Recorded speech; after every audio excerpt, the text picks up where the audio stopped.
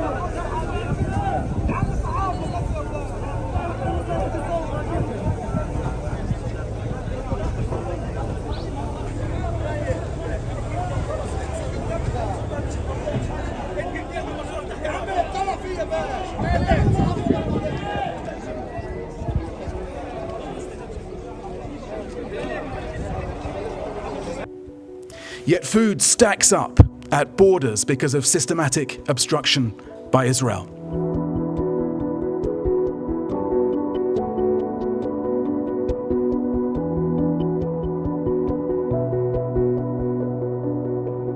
It is a famine within a few hundred meters of food in a fertile land. It is a famine that hits the most vulnerable first, each with a name, each with a story, that strips people of dignity before it strips them of life.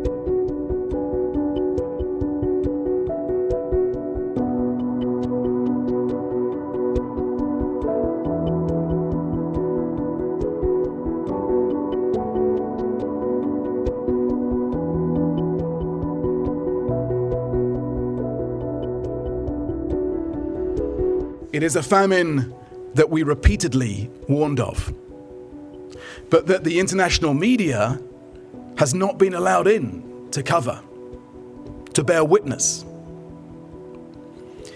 It is a famine in 2025, a 21st century famine, watched over by drones and the most advanced military technology in history. It is a famine openly promoted by some Israeli leaders as a weapon of war. It is a famine on all of our watch. Everyone owns this. The Gaza famine is the world's famine.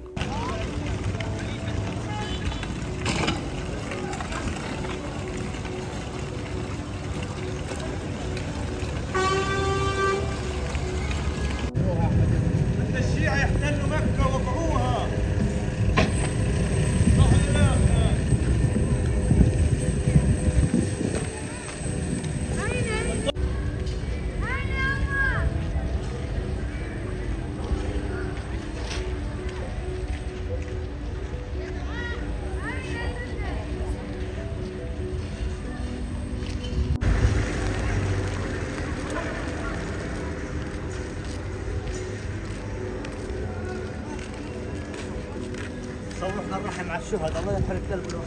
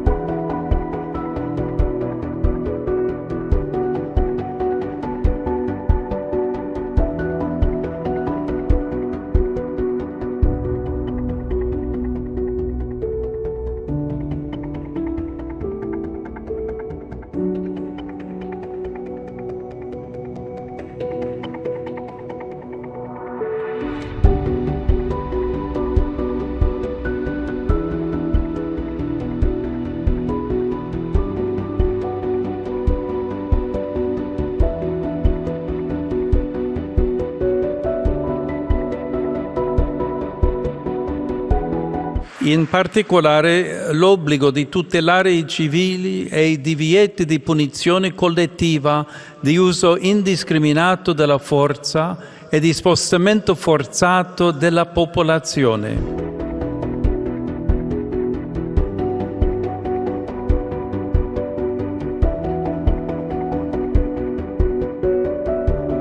All members of the UN Security Council, except the US, are calling for an immediate ceasefire in Gaza. 14 UN members believe the famine in Gaza is a man-made crisis and are calling for justice, claiming that using starvation as a weapon of war is banned under international humanitarian law. The Palestinian UN envoy Riyad Mansour says the world must intensify its actions to stop the conflict. This is not a war. These are atrocities committed against an entire civilian population. The world must act to halt this genocide on the Palestinian people and to protect them from Israelis' plans of erasure. States around the world must intensify their efforts. Israel's ambassador Danny Danon claims they're still looking into the details over this week's Gaza hospital strike, which saw 5 journalists killed. But he believes the emphasis should be on destroying Hamas. Hamas's rule must end. Any meaningful future for Palestinians and Israelis require it. You cannot build accountable institutions around murderous terrorists.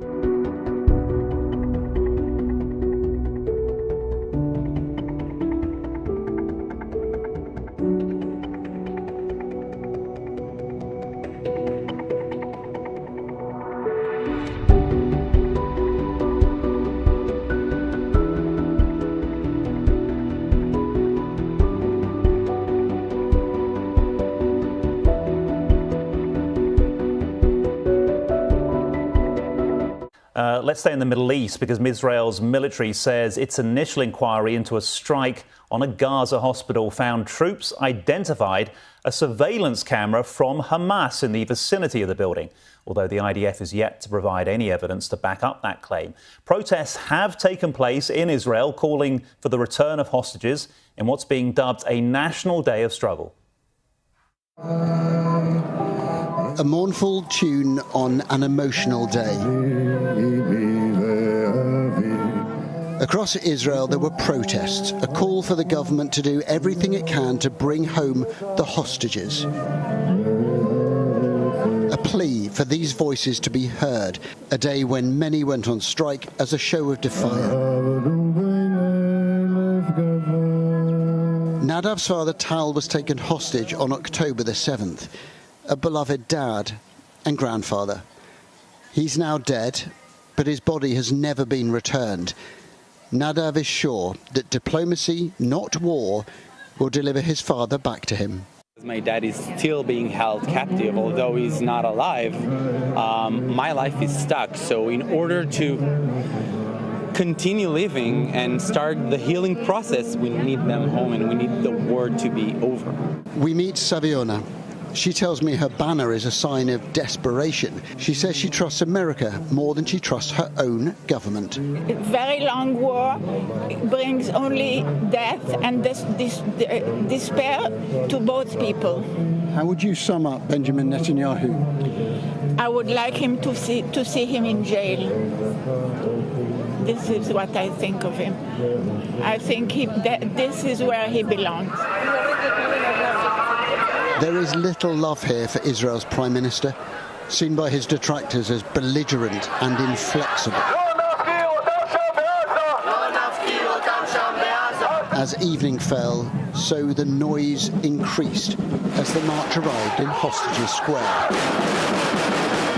This protest is all about making sure that Israel does not forget these hostages. A lot of people here say they love their country, but a theme we've heard again and again is that they think that the government is imperiling the loved ones who are imprisoned in Gaza. What these people want is a negotiated ceasefire. But Israel's government says it won't stop the war unless Hamas agrees to all of its terms, with no deal on offer. Our Prime Minister has been crystal clear. No more piecemeal elements to a potential ceasefire, humanitarian pause. Our objective is all of the hostages, a full deal. So instead, the military action escalates. Gaza City attacked again, a place almost certain to be occupied by a huge Israeli force in the coming weeks. It is impossible to escape the shadow of war. Israel's military has now released its first report into the attack on Nasser Hospital that killed 20, including 5 journalists, and drew global outrage. It claims the IDF was trying to destroy a camera on the 4th floor, an excuse that won't satisfy many. Adam Parsons, Sky News, Tel Aviv.